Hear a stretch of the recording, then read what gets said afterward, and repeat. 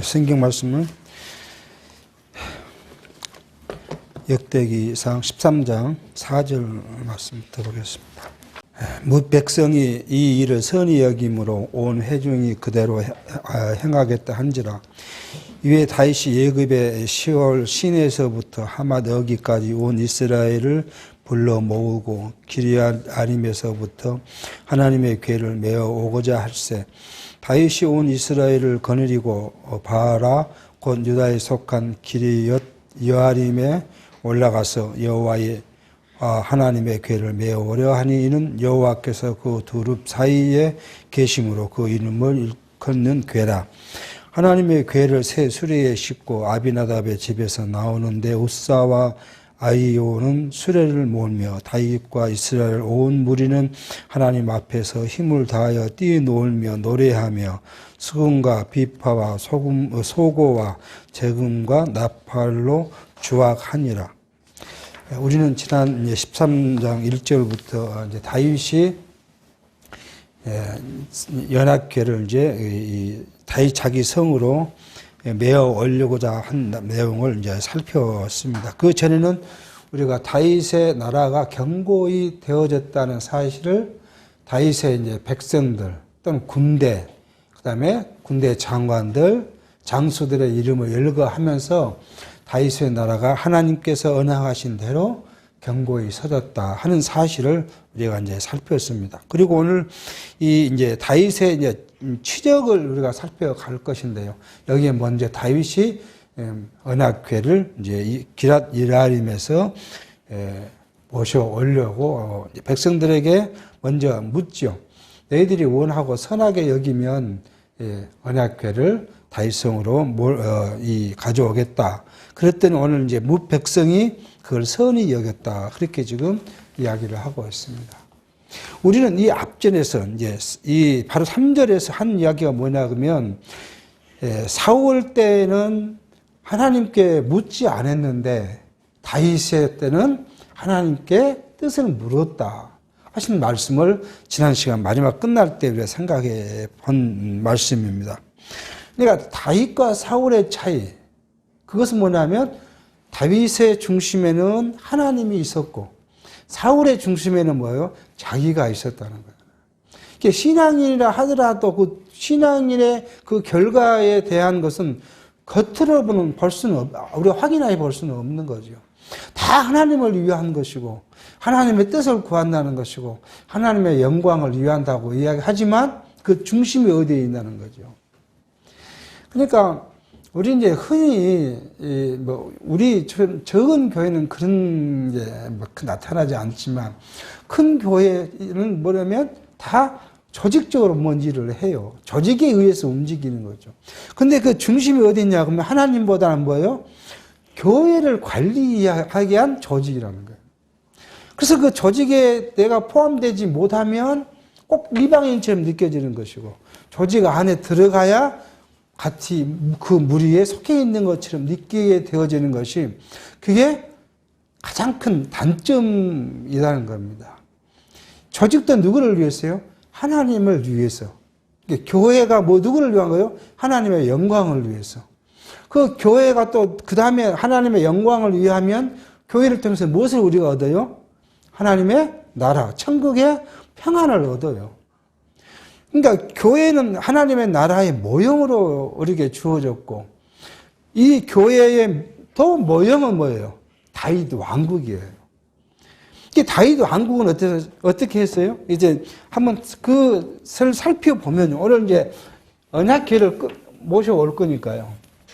하나님께서는 우리가 큰 틀로 보면 아브라함에게 이제 그 나라를 언약을 하셨죠. 그리고 자손, 땅, 통치. 우리 지금 통치를 살피고 있어요. 근데 하나님께서는 이 나라, 여기 전까지 뭘 주셨냐고 하면 여기에서 모세에게 계명을, 율법을 주셨어요. 자. 근데 우리가 지금, 우리가 성경으로 보면은 창세기, 출애굽기, 레위기, 민수기, 이때까지 우리는 이 율법을 지식적으로는 알지만 율법이 우리에게 주신 의미, 율법이 우리에게 준 평강, 율법은 우리가 쉽게 생각하면 율법은 우리를 무엇을 낳게 해요? 죄를 알게 하니까 율법이 더러운 것인데 실제는 뭐예요? 율법이 우리에게 평강을 주는 거예요. 그것을 어디에 와서요?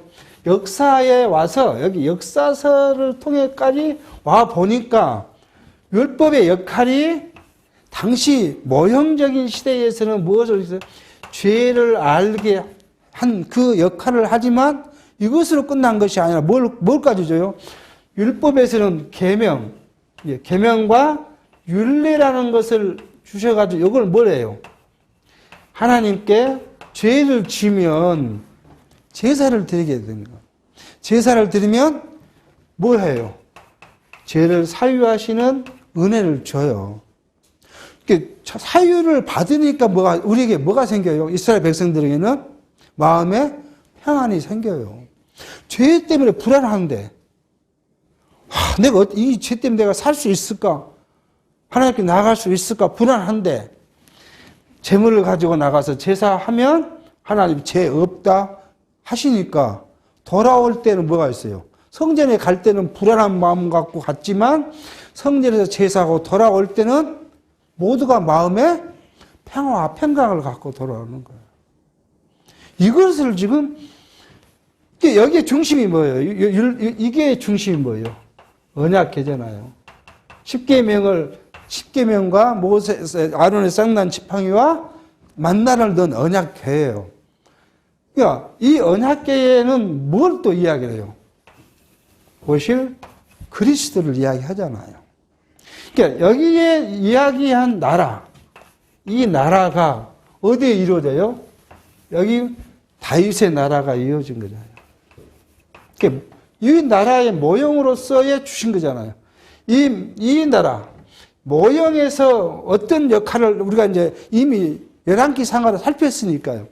여기에 순종하면 뭐예요? 복을 받고, 이 복의 나라가 뭐예요? 평화하고, 저주 없이 풍성하게 살아가는 것이고, 불순종하면 뭐예요? 저주를 받았죠. 그래서 외사의 칙몽을 받고 기근이 생기고 이런 일을 당하게 해요. 여기 있잖아요. 이 복, 이 평강. 이 평강은 뭐예요? 그리스도로서 이루어질 그 나라의 평강을 이야기해요. 모형적인 거예요. 그러니까요. 근데 이건 뭐예요? 육체의, 여기서 보면은 이것은 그리스도를 통해서 이루어진 그 나라의 평강이지만 이건 무엇을 이야기해요? 육체를 이야기해요. 그러니까 우리가 육체에 속하면 우리 심령은 평안을 할 수 없어요. 아니, 나하고 여러분 한번 생각해보세요. 학교 다닐 때 가장 친한 친구가 만약에 그때 내가 공부를 잘했어요. 또 우리가 또 육체를 입었으니까 내가 훨씬 잘났어요. 근데 이게 어찌된 쌍판인지 모르겠지만 이게 10년이 지나고 20년이 지났는데 그 나보다 못하는 친구는 보니까 시집을 잘 가고 장가를 잘 가가지고 걸치고 사는 것은 전부 다 메이크만 걸치고 살고 벤츠를 타고 다니고 집은 몇십 평 된 집에서 호화호식하고 산다고 생각해. 그 비교를 하면 내 마음이 하루라도 편하겠습니까? 자다가도 어떻게 해요? 벌떡 일어나서 이러면 세상이 왜 이렇게 불공평한고 그럴 거 아니에요. 이게 육체 속하면 그래요. 어제 제가 이제 오랜만에 저희 집 들어가는 입구에 선배가 있는데 그분이 이제 이 뇌졸중을 쓰러가지고 몇 달을 이제 입원해서 그렇다 여기 나오고 보니까 어제 그 운동을 한다고 다녀요.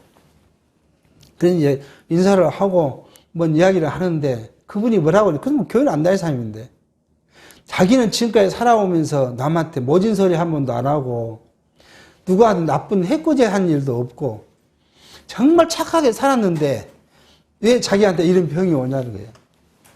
그래서 막 울먹거려요. 사람이 울먹거려요. 억울하죠. 지금 나쁜 사람도 얼마나 많습니까, 세상에.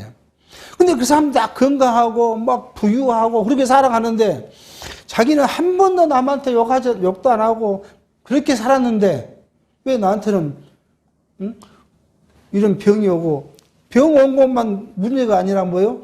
자기 자녀도 병이 와서 힘들어하고 왜 이런지 모르겠다고 그냥 한탄을 하면서 울어요. 이게 육체로는 이게 해결할 방법이 없어요. 그러니까 우리의 육체는 어차피 본성이 뭐예요? 죄잖아요. 죄 아래서는 평강을 얻을 수 없어요. 어디 오로지 우리가 그걸 가지고 그리스도께 나감으로 우리가 무엇을 받았어요? 그리스도로 인하여 사유함을 받고 사유함을 받았기 때문에 우리의 마음에 평강이 이루어지는 거예요. 세상에서는 평강이 있을 수가 없는 거예요. 이게 지금 오늘 우리에게 주신 의미, 언약궤를 가져오고자 한 다윗의 이유가 여기에 있는 거예요. 이 이스라엘 나라에는 뭐가 이유예요? 하나님 나라의 모형이기 때문에 이 나라 사람들은 뭘 해야 돼요? 가장 큰 것이 거룩해야 돼요. 이스라엘 백성들이 거룩하지 못하면 어디로 갈 수가 없어요. 하나님을 만날 수가 없어요. 거룩해지려면 이때는 뭐예요? 이것으로 거룩해지는 거예요. 제사를 통해서. 오늘 우리도요.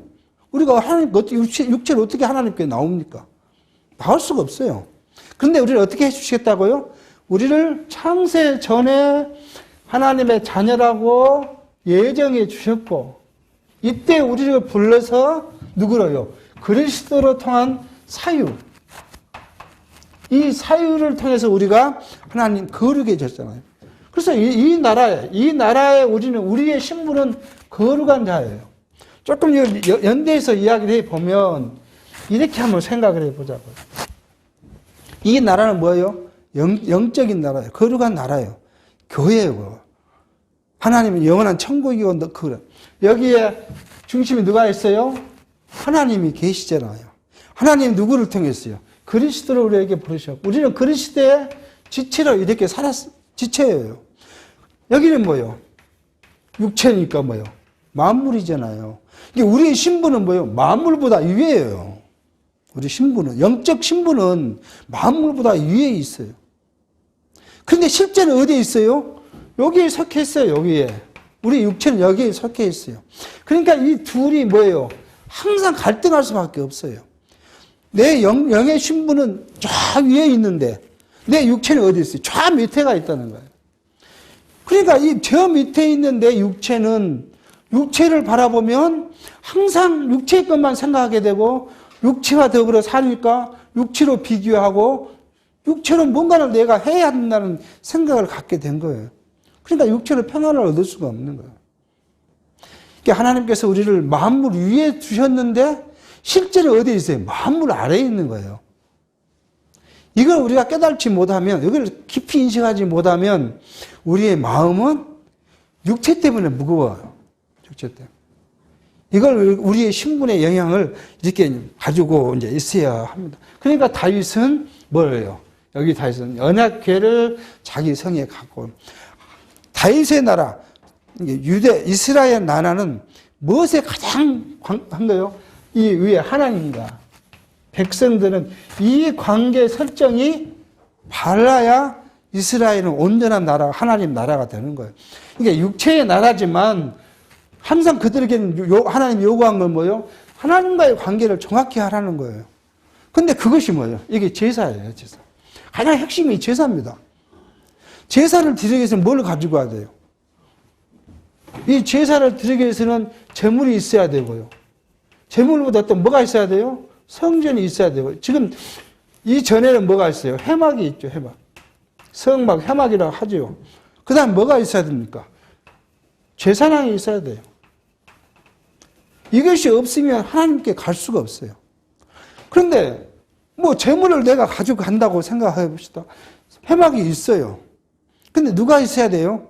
제사장이 있어야 돼요. 제사장이 있으려면 뭘 해야 돼요? 백성들이 11조를 내야 돼요. 왜요? 이 11조가 누구를 위한 거니까요? 제사장들이 먹고 사는, 이 사람들은 땅도 주지 않았으니까. 이유가 거기에 있어요. 11조를 내는 이유가 뭐예요? 하나님의 공경하는 것을 배우게 하는 것인데, 그게 뭐예요? 하나님께 제사하는 사람들, 제사장과 또 누구예요? 레인들이 그걸로 생계를 유지할 수가 있어요. 이건 뭐예요? 지금 육체의 거거든요. 근데 여러분 어디로 갖고 왔어요? 여전히 여러분 이리 갖고 왔고 지금 그리스도께서 하시는 사유, 제사를 뭘로요? 사람이 하는 것처럼 현대 교회도 가르치고 그래서 11조 내란 거 아니에요. 11조. 11조 안 내면 저주받는다고 그러고 그렇게 엄포를 넣은 이유가 뭐예요? 실제는 중심은 어디가 있어요? 사람에게 있잖아요. 사람에게. 뭐예요? 교회를 운영하려니까 돈이 필요하잖아요. 그렇게 않고 그냥 근데 우리 교단처럼 자유스럽게 하시오 그러면 누가 집에 돈을 많이 갖다 내고 싶겠습니까? 그럼 그게 인간의 욕심으로는 할 수가 없어요. 그러니까 뭐예요? 안 하면 저주받는다고. 하나님께 그것을 도둑질했다고. 이렇게 막 엄포를 놔야 육체적으로 자가 복을 받고 싶고 부유하고 싶으니까 뭐예요? 그거 도둑질하게 안 하겠다는 거 아니에요. 그러니까 이 중심이 하나님이냐 사람이냐 우리는 이미 알고 있는 이야기예요. 이것이 뭐예요? 인본주의냐 신본주의잖아요. 이게 인본주의적인 이게 제가요 이 말씀을 어제 이제 저희도 저희 아버지 길이어서 형제들이 모였어요. 저희 아버지가 돌아가시기 전에 고민을 굉장히 많이 하셨어요. 신앙적 고민을. 지금까지 자기가 얼마나 이 사람 성격이 워낙 강직한 사람이라 신앙생활도 그렇게 한 사람이에요. 뭐 교회를 있으면 충성을 다하는 사람이고 자식에게 용돈을 안 주더라도 교회 바치는 걸 해야 되는 사람이고 돈이 없으면 빚을 내더라도 해야 되는 사람이고 이 새벽기도는 빠진 적이 없는 사람이고 그런데 말년에 딱 누워있는데 자기 몸은 움직일 수가 없고 아니 내가 왜 이렇게 하나님으로서 충성을 다했는데 자기 몸이 이렇게 복을 받지 못하고 괴롭냐는 거예요. 그러니까 막 화가 올라올 거 아니에요. 화가 올라오면 뭐 화풀이를 하는 거예요. 그 이야기를 이제 형제들하고 이야기를 했어요.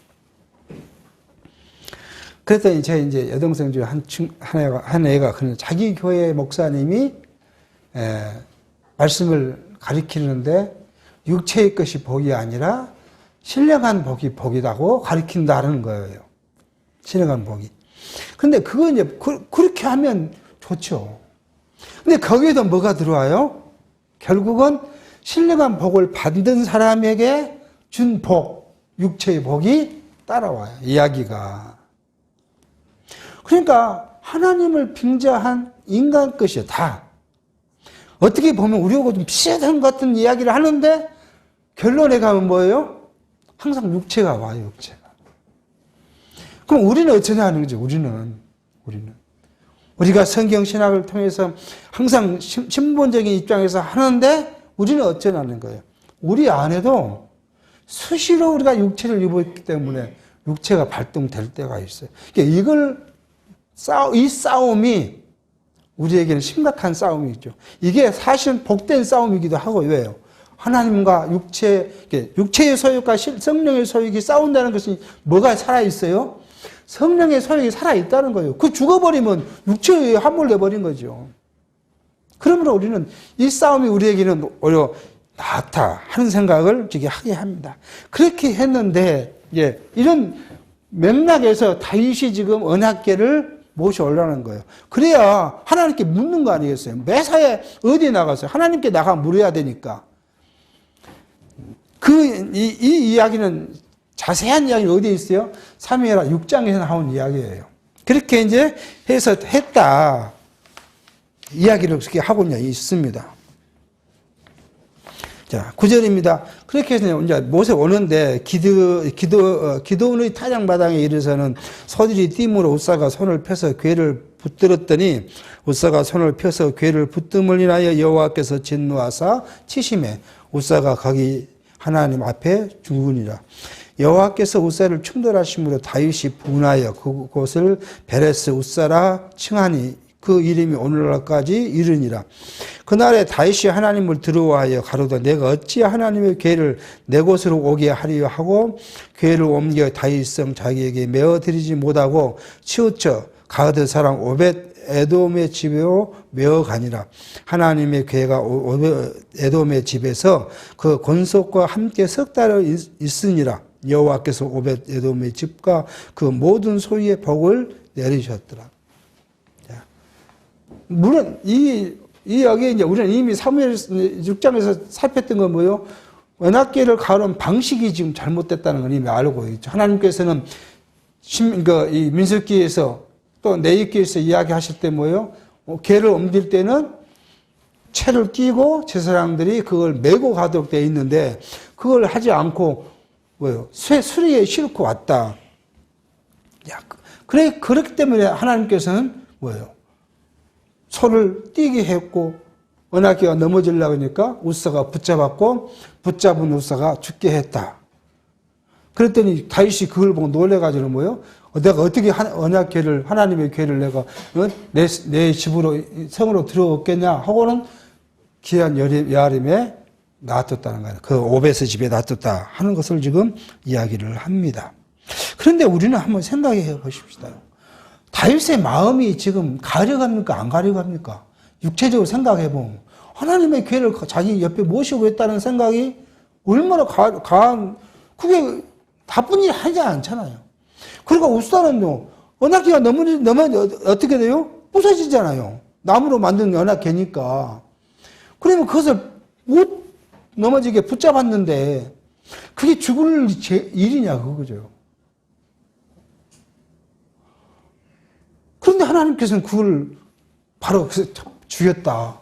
참 하나님은 무자비하십니다. 그 보면.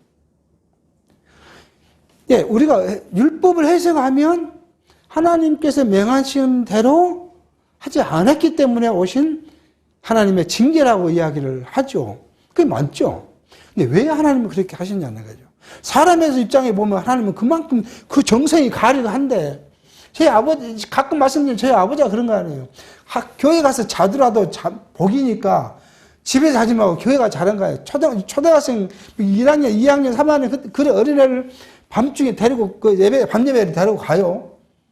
가기 싫다 그러면 교회가 자는 것이 복이니까 자더라도 교회가 자라는 거예요. 육체적으로 보면 그게 맞는 이야기예요. 그게 내가 집에서 자는 것보다 교회 가서 예배 드리다가 자는 것이 더 복이죠. 그게. 근데 왜 하나님은 여기 우사를 죽였냐 하는 것이 우리가 또 한번 생각해 봐야 될 의미가 있을 것 같습니다. 하나님께서는 물론 언약을 주셨지만 이 언약을 주신 대로 이행되지 못하면 뭐가 생겨요? 진리에 대한 왜곡이 생겨요. 진리에 대한 왜곡이. 오늘 우리 성경 말씀을 66권을 주셨는데 이걸 우리가 바르게 깨달지 못하면 뭐가 와요? 왜곡이 돼요. 진리가. 그러면 그리스도가 어디 가버려요. 지금 우리 주변에 그런 교회가 얼마나 많습니까? 뭐 천주교 뭐 말할 것도 없고 천주교는 이미 하나님과 아무 관계없는 교회 되어버렸잖아요. 하나님도 섬기고 누구도 섬겨요? 뭐 바울도 베드로도 섬기고 또 뭐 예수님의 어머니인 뭐 마리아도 섬기고 거기다가 어디까지 갔어요? 모든 종교는 뭐가 있다가요? 진리가 있고 그 진리에 터득한 길이 있으니까 같이 화목하고 살아야 된다. 그래서 어디도 해요? 절에 가서 같이 그것도 하고 또 절에 스님들이 천주교에 와서 같이 미사도 드리고 우리가 종교다운주의라 그러죠. 이미 그래 하나님이 없어요. 하나님이 한 진리가 어디에 있는데요? 하나님에게만 있잖아요. 참 진리는 그 어디에 있어요? 성경 말씀만이 참 진리인데 그거 어디 가버려? 이게 천주교는 성경 66권이 중요한 것이 누가 한 것이요? 그 바티칸의 총대장이 말하는 말이 하나님과 버금가는 진리예요. 그러니까 진리가 왜곡되고 말아요. 오늘 현대가 그렇고. 그래서 저는 그런 생각이에요. 이 사람이 성경을 보고 말씀을 누구에 대로요? 자기 속은에 좋을 대로 해석하고 인간의 속인에 좋을 대로 가리키고 인간의 속인에 좋을 대로 받아들이면 뭐가 돼요? 진리가 왜곡될 수밖에 없어요. 오직 하나님의 말씀은 하나님 말씀대로 가르쳐야 되고 하나님 말씀대로 받아야 되고 하나님 말씀 그대로 우리가 믿고 살아야 돼요. 그래야 왜곡되지 않아요. 이것을 떠나버리면 왜곡될 수밖에 없어요. 그래서 하나님은 그 사람들의 정성은 가능한데 만약 하나님 뭐래요? 내가 너희들에게 이 무엇을 하지 말았어요. 언약궤를 이렇게 보지 않아야 돼요. 근데 내가 하나님을 너무 사랑하니까 하나님의 말씀이 있는 걸 보고 싶다고 열어도 아무렇지 않으면 뭐예요? 다 열을 것이고 열게 되면 어떻게 돼요? 거기엔 자기 마음대로 해서 그럴 거 아니에요. 하나님 그렇지 못하도록 철저하게 하나님 중심에 살도록 하셨지 않는가. 그러기 위한 이 말씀이 오늘 우리에게 주어졌다고 보게 합니다. 구약에는 언약궤를 움직이는 언약궤를 관여한 것이 제사를 관여한 것이 제사장이면 오늘은요 영원한 제사장이고 참 대제사장이신 그리스도께서 관여하시죠. 우리는 뭐예요? 하나님의 말씀을 깨닫고 그 말씀을 보존해 가는 역할을 하는 거예요. 목사가 하나님 말씀을 가르치고 교사가 가르치고 모든 성도들 하나님 말씀 듣고 하는데 여기 누가 중심이어야 돼요? 그리스도가 하나님이 중심이야. 그것이 아니고 사람이 중심이 돼버리면 뭐예요? 그리스도는 어디 가고 누구만요? 사람의 영광만 나타나게 된다는 거예요. 하나님 중심이 아니라는 거예요. 그래서 교회를 크게 세웠어요. 교회를. 예배당을 크게 지었어요. 그럼 뭐예요? 하나님께 영광을 돌린다고. 우리가 하나님께 영광을 돌리기 위해서 교회를 크고 아름답고 화스럽게 했잖아요. 아무리 사람이 교회를 크고 화려하게 세운다고 해서 솔로몬의 성전만 되겠습니까? 그래놓고 그런 사람의 영광, 하나님의 영광을 돌린다고 했는데 누구의 영광이에요? 그 영광이 목사의 영광이고 교회를 짓는 목사의 영광이고 교회를 짓는 장로의 영광이고 연보를 많이 한 성도들의 영광이에요. 하나님 없어요. 그런 이 주변에 그 큰 교회를 지었는데 누가 그 교회에 실세예요? 연보를 많이 한 사람이 실세예요. 그렇게 지어놓고 하나님은 핑계고 누가요? 자기들이 하나님의 영광 자리에 앉아 있어요. 차라리 그러려면 안 하는 게 낫겠죠. 안 하는 거죠. 교회가 조직을 하고 뭘 하고 다 해도 뭘요? 하나님의 나라를 위해서 나면 좋은 거예요. 근데 그렇지 않고 사람을 위한 것이고 사람이 지배하는 조직이 되면 그 안 하는 말 못해요. 그게. 이것을 이제 우리가 한번 생각해 볼 수 있겠습니다. 사도장 14장 1절입니다. 이제 그렇게 해서 이제 연합궤가 사건이 한번 벌어지고 나니까 하나님께서는 뭐예요? 이 다윗의 나라가 번영했다는 거 아니에요? 번영의 증거로 뭐예요? 다윗 왕, 뭐죠? 다윗의 집, 이게 왕궁을 짓도록 지금 섭리하신 내용을 이야기를 합니다. 드로 왕 히람이 다윗에게 사자들과 백양목과 석수와 목수를 보내어 그 궁궐을 건축하게 하였더라. 다윗이 여호와께서 자기로 이스라엘 왕을 삼으신 줄 깨달았으니 이는 그 백성 이스라엘을 위하여 나라를 지령하게 하셨습니다. 그러니까 다윗은 하나님이 자기가 함께 계신 줄 알고 이 모든 이 나라가 번성한 것은 하나님께서 하셨다는 것을 알았다는 거예요. 자, 그렇게 이제 다윗이 기억합니다. 이게 다윗의 왕궁을 사람이 질 수는 없어요. 당시에 다윗의 여건이 아무리 그렇다 하더라도 뭐요?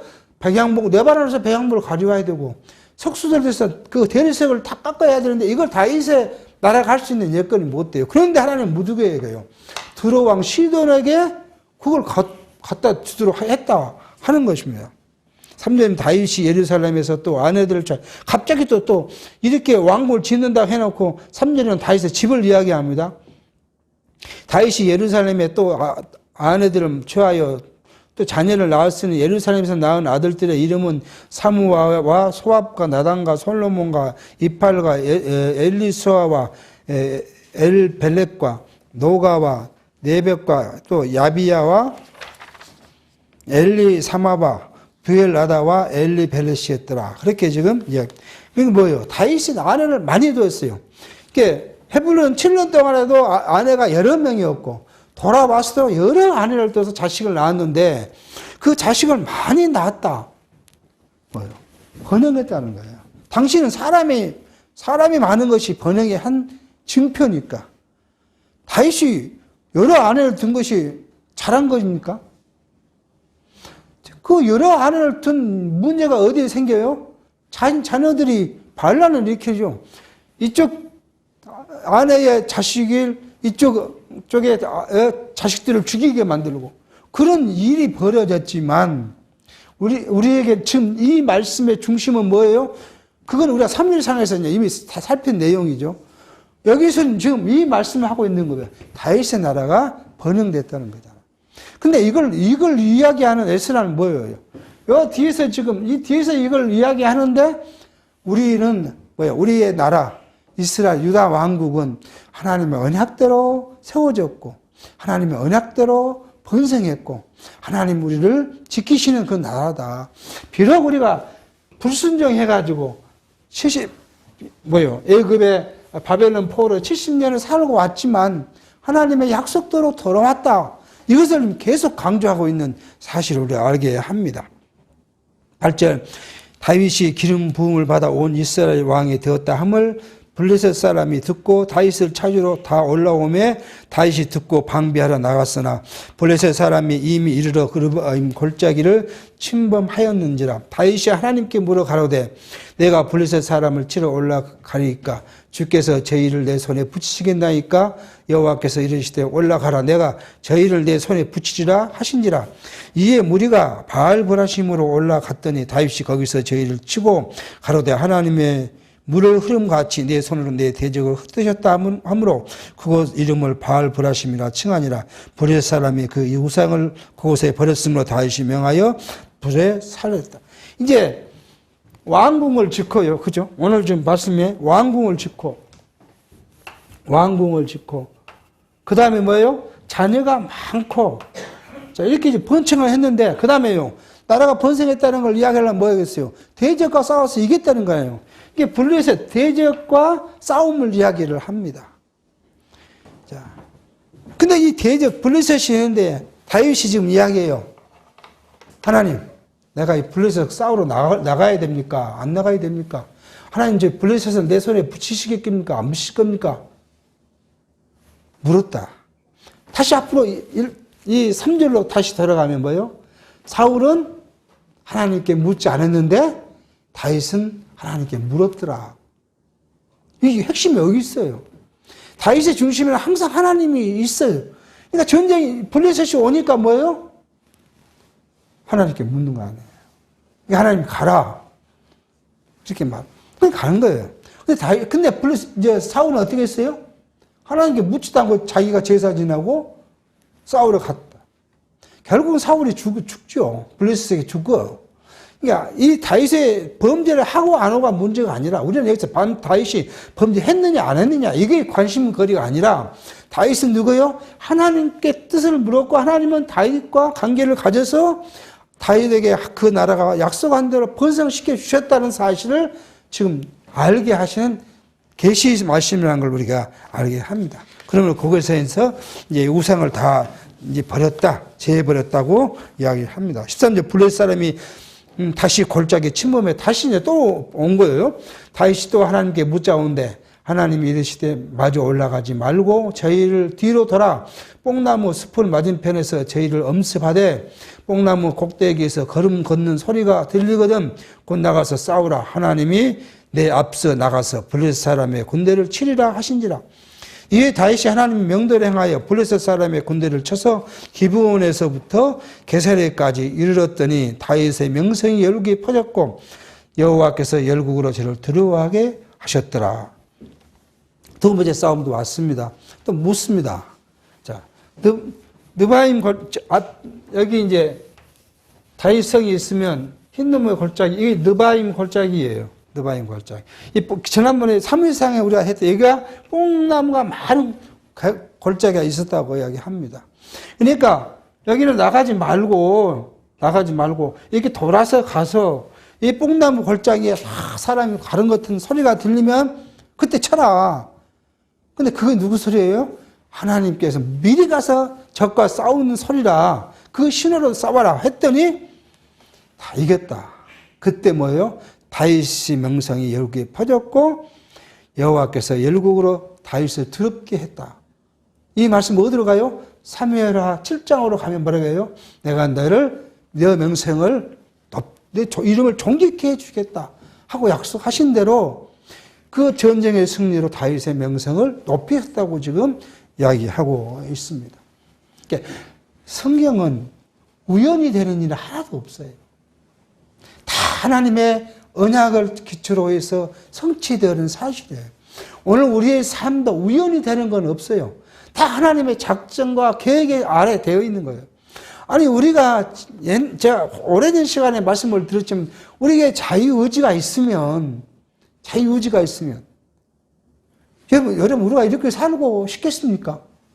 육체적으로 내가 다 정말 누가 봐도 아름다운 미녀가 돼서 미남이 될 거고 그리고 내가 얼마나 건강하고 남자 같으면요 못하는 스포츠가 없이 그렇게 막 잘할 거고 머리는 명석에서 어디요? 서울대 나올 거고 지금 직장이 가장 좋은 직장이 뭐겠어요? 옛날에는 뭐 변호사, 의사가, 사자가, 검사, 판사가 있으면 그거 됐을 거 아니에요. 그럼 어디 가면 다 사람들 우러러보고.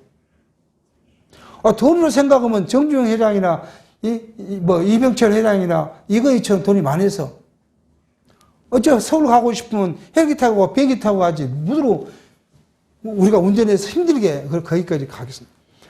자유의지가 있다면 이렇게 살 사람이 하나가 없다는 거야. 근데 자유의지가 있다고 주장하는 사람은 자유주의 신학자도 있어요. 자유의지가 있다. 또 누가 있어요? 알미니안주의들이 그거예요. 하나님께서는 작정하고 계획하셨지만 누가 그것을 순응해야 한다고요? 사람이 순응해야 그 하나님의 계획이 성취된다는 거예요. 그게 알미니안주의자들이 하는 거예요. 사람과 인간의 협력이 필요하다. 엉뚱한 소리를 하고 있는 거예요. 기독교 안에서 그렇게 이야기해요. 근데 우리는 뭐예요? 오직 하나님에만 있다는 거 아니에요. 하나님의 작정과 계획대로 이렇게 만드셨어요. 이 시대에 이렇게 나왔고, 이 부모 밑에 나게 했고, 이 아내와 이 남편을 만나게 했고, 이 자녀를 우리에게 주셨고, 우리 삶을 그렇게 가도록 하나님께서 하신 이유가 있어요. 자, 여기에, 앞으로 다윗의 치적을 보면 여기에 이제 역대기 하예가 주로 나오죠. 상은 다윗의 치적이니까. 왜 이스라엘 나라, 유다 나라가 하나님께서는 순종하게 했다가 불순종하게 했다가 불순종하면 한없이 쳤다가 왜 70년 바로 포로를 갔다가 다시 왜 이렇게 하시냐고. 왜 우리를 이 세상에 이렇게 놔둬가지고 우리가 제발 하나님의 말씀에 순종하고 내 육체 관계 없이 순종하면서 행복하게 살았으면 좋겠는데 왜 나로 어쨌든 불순종하고 죄악에 빠지게 하시냐 그거예요. 오늘 이 해답을 얻어야 돼요. 이 해답. 지금까지 기독교 역사상 2000년 동안은 이 해답을 주지를 못했어요. 오직 우리가 어떤 체계로요? 언약과 성취라는 체계로 우리 해답을 얻을 수 있었어요. 하나님은 뭐예요? 이걸 통해서 누구를 알게 하시기 위해서 하나님을 깨닫고 알고 그리고 우리는 무능한 자고 하나님은 전능자이시고 전능자이신 하나님께 우리가 나아가서 그분만을 의지하고 믿고 신뢰하고 경외하고 섬기게 하도록 하기 위한 하나님의 뭐예요? 교육이라는 것을 우리는 하나님의 언약과 성취 관점에서 배우게 됐다는 거예요. 그러니까 내게 고통이요. 육체는 고통이에요. 아니 어떤 상황이 돼도 고통이에요. 남편이 있고 아내가 있어도 고통이고 남편이 없고 아내가 없어도 고통이고 혼자 아예 장가 시집도 안 가고 혼자 살아도 고통이고 고통 없이 있겠습니까? 다 고통이죠. 바울은 그래서 뭐라고 해요 우리한테요? 시집을 안 갔냐? 그러면 시집 가지 말고 그냥 혼자 예수를 사랑하고 살아라. 그 이야기 하잖아요. 근데 결혼을 했느냐? 그러면 정말 누구 되시오? 그리스도를 모시듯이 그렇게 살아라. 그러면 어쩐다고 혹시 너를 보고 그가 돌이켜 하나님을 섬길 수 있을지 모르니까 그 이야기는 거예요. 아내에게 한 거 마찬가지고 남편도 마찬가지잖아요. 안 믿는 제자하고 결혼을 했느냐? 그러면 정말로 그리스도를 사랑하듯이 사랑해라. 그러면 그 아내가 친다고요? 너를 보고 그리스도 돌아올지 모르니까. 근데 그 결혼을 하고 안 하고 어쩌 그것이 중요한 것이 아니다. 어디에 있어요? 중심이 어디에 있다고요? 하나님께 있다는 그것을 이야기를 해요. 이게 육체로는 어떤 것도 다 우리에게는 시련과 고난의 연속이에요. 이것은 나한테만 있는 것이 아니라 누구예요? 모든 사람한테 오는 종류만 다를 뿐이고 강도만 다를 뿐이에요. 다 있어요. 예를 들어서 돈 많은 부자가 교회 장로가 사업을 해요. 근데 돈이 그 사람은 단편에 그렇게 하니까 행복할 거다? 얼마나 갈등이 있겠습니까? 예를 들어서 그 사업하는 사람은 무엇을 해야 돼요? 약간의 거짓말을 해야 돼요. 저 사람과 나와 경쟁해서 저를 미워해야 돼요. 경쟁자를 이겨야 되잖아요. 제가 그래서 가끔 말씀 고백을 한 건 뭐냐면 제가 여러분보다 더 많은 죄를 지고 살았다는 이야기. 일반 기업에서 그렇게 하다 보면 더 많은 죄를 짓고 산다는 거예요. 그 갈등이 없겠습니까? 항상 갈등해요. 하고 그렇게 이렇게 회의를 하고 돌아올 때 그 공허함은 이를 말할 수 없어요. 회사를 위해서는 아까는 거짓말을 해야 되잖아요. 예를 들어서 제품이 잘못돼서 문제가 있어 나갔으면 우리 문제가 100인데 우리 문제는 20이고 너네가 원래 해야 될 대로 안 해서 80이다. 그러니 우리 책임은 20이고 네가 80이니까 그냥 적당히 어떻게 하자. 그렇게 해야 마무리하고 윗사람한테 보고할 때 변상 안 해주고 왔다고 이야기를 해야 잘했단 말 들을 거 아니겠습니까? 그럼 그렇게 회의를 하고 나올 때의 마음은 정말 갈등입니다. 야, 또 내가 거짓말 했네. 이러고 와요. 이게 어떤 상황에 살던 사람이라도 다 방법이나 정도나 내용이 다를 뿐이지 우리에게 오는 갈등은 다 있기 마련입니다. 근데 하나님께서는 이걸 주신 이유가 뭐예요?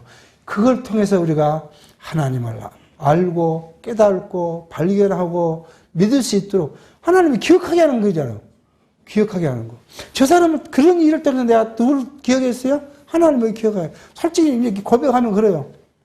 제가 그런 담당 부서고 그런 담당이었으니까요. 회의로 울산을 간다. 가는 동안에 운전하고 가면서 그래요. 눈 뜨고 그게 하나님. 저 사람 마음을 좀 바뀌어서 내 말이 먹혀지게 좀 하십시오. 그 중얼거리고 거기까지 울산까지 가고 서울까지 가요. 근데 그게 참 내가 어제 우리 형제들하고도 이야기했지만 다행스럽게 아직 18년을 그 업무를 했는데 한 번도 변상해 준 적이 없어요. 어쨌든 그냥 무마돼서 울사람한테는 그 반품 안 받아오고 안 물어줬으니까 꾸중 안 듣고. 근데 그 18년 동안 그런 공허함은 이루 말할 수가 없어요. 자, 하나님께서 우리를 그 방법으로 훈련시키고 계신다 하는 이야기를 지금 오늘 성경이 우리에게 하고 있습니다. 우리는 하나님께서 우리의 명성을 올리고 안 나누고 높게 하고 낮게 하고 모두가 하나님의 작정과 뜻이라는 거예요. 우리를 행복하게 하고 육체가 행복하지 않는 거 이거 하나님의 계획 아래에 있다는 거예요. 우리 자녀가 잘 되고 안 되고 이거 다 하나님의 계획 아래에 있어요. 그것을 인정하지 시인하지 못하면 그때부터 갈등이에요. 그렇잖아요. 나는 이렇게 했는데 왜 저럴까? 나는 이렇게 열심히 해보려고 했는데 왜 내게 돌아온 건 이렇게 내가 중심이 되면 그때부터는 뭐가요? 갈등이 오는 거고요. 갈등이 오면 뭐가 오면 원망과 불통만이 오게 되는 거예요. 근데 하나님은 그것을 우리에게 그건 네가 한 거 아니다. 내가 계획했고 내가 다 그렇게 실행한 것이라고 이야기를 하고 계셔요. 그걸 시인하면 뭐예요? 하나님께 하셨으니까 또 내게 다른 길도 주시겠지. 내가 오늘 고난을 주셨으면 내일은 나라 평안을 주시겠지. 그 평안의 방법은 여러 가지 있을 수 있잖아요. 이게 다 사람마다 환경이 다르고 성격이 다르니까 주시는 평안도 달라요. 다 달라요.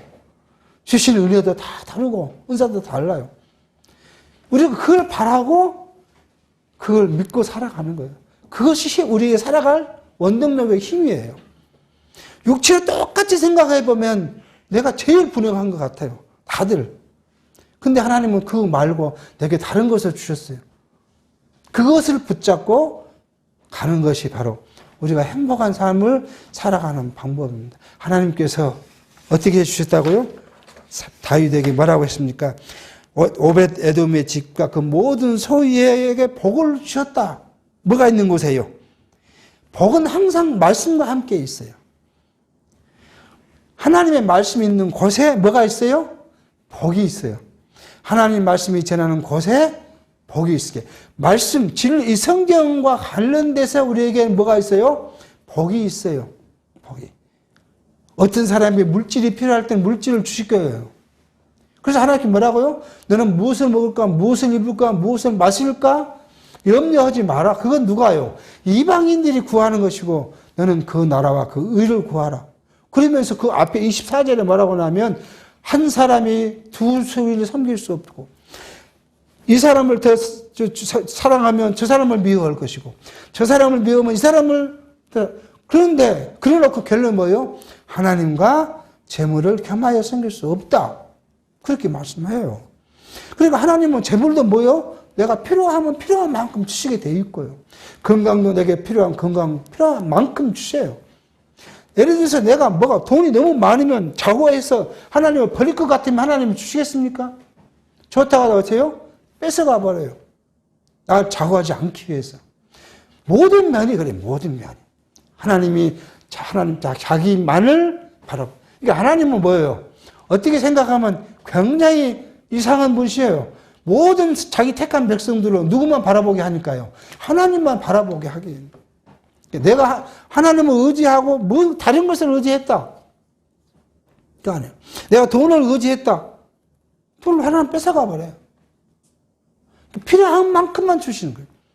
내가 건강을 의지하고 내 마음대로 살려고 해봤다. 뭐 저도 그럴 때가 있었어요. 제가 언제 말씀하시면 하루 아침에 제가 걸을 수 없는 지경에 빠져봤어요. 뭐 세상적인 학문 그걸로 내가 성공해 보겠다고 발버둥을 쳤죠. 밥은 쳤어요. 저는 그렇게 받아들여요. 제가 주일학교 부장이었는데 여름 성경학교를 제가 다른 사람들 맡겨놓고 학교를 간다고 갔어요. 여름 특강을 받으러 간다고 갔어요. 그런데 그 갔다 온 2주 후에 아침에 출근하는데 걸음을 걸 수 없고 밥을 뜰 수가 없게 되는 거예요. 저때 생각했어요. 내가 교만하게 나설 수는 없지만 주어지면 최선을 다해야겠다. 그러고는 무릎을 기더라도 교회를 가야겠다. 일주일 만에 섰고요. 뛰어다닐 수 있도록 하는 기간은 3년이 걸렸지만 약을 먹은 것은 한약 한 제 먹은 거 말고 없어요. 서울까지 가서 아무리 검사해도 원인을 모르겠다는 거예요. 원인이 없다는 거예요. 이게 경험적으로 한 고백이에요. 그래서 우리는 하나님이 나를 어떻게 사랑하신가, 나를 어떻게 인도해 가시는가를 늘 생각해 봐야 돼. 내가 지금 하나님의 품을 내 임의로 떠나고 있는지, 내 고집대로 하고 있는지, 아니면 내가 중심이 돼 있는지. 근데 인간이니까 시시때때 뭐예요? 내가 발동될 때가 많이 있죠. 내가. 우리는 말씀을 통해서 이 진리의 말씀, 성경 말씀을 통해서 오직 하나님의 신령한 복이 우리에게 있다는 사실을, 여기는 구약시대니까 모형적으로 좀 복을 줬잖아요. 그 집이 복이 있다 그러니까 뭐요? 다윗이 그때 이 다음에 가면요 그래요. 다윗이 오벳 에돔의 집에 복을 받는다 그러니까 다윗이 또 눈이 반짝 떠가지고 뭐요? 이제 언약궤를 모셔오겠다는 거 아니겠어요? 그렇게 하기 위해서 하신 그걸 줘서 복을 준 거 아니라 다윗을 뭘 하게 했어요? 다시 하나님의 말씀 언약궤를 사모하고 언약궤를 모셔가게 하기 위한 하나님의 섭리였다는 거죠. 오늘 우리에게도 항상 하나님은 신령한 복으로 함께 하십니다. 우리가 그걸 인지를 못했을 뿐이지, 인지하면 그것으로 만족할 수 있고, 그것으로 감사할 수 있고, 그것을 통해서 우리가 찬송할 수가. 인간의 기쁨으로 찬송은 찬송이 아니죠. 신령한 은혜로 주신 기쁨이 바로 하나님께 우리가 들리는 찬송이라는 사실을 이 말씀을 통해서 살펴봅니다.